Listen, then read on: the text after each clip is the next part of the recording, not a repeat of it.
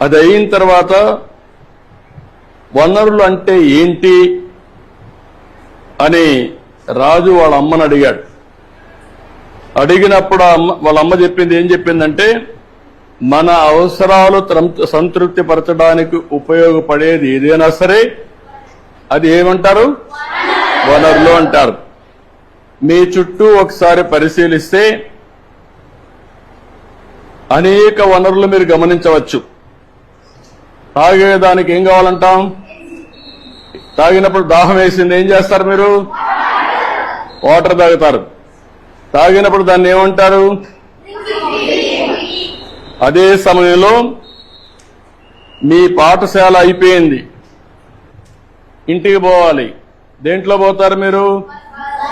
బస్సులో పోతారు. దాన్ని ఏమంటాం? వనరులు అంటాం. అదే సమయంలో మీరు చదివే పాఠ్యపుస్తకాలు, దాన్ని ఏమంటారు? ఎందుకు వనరు అంటున్నారు?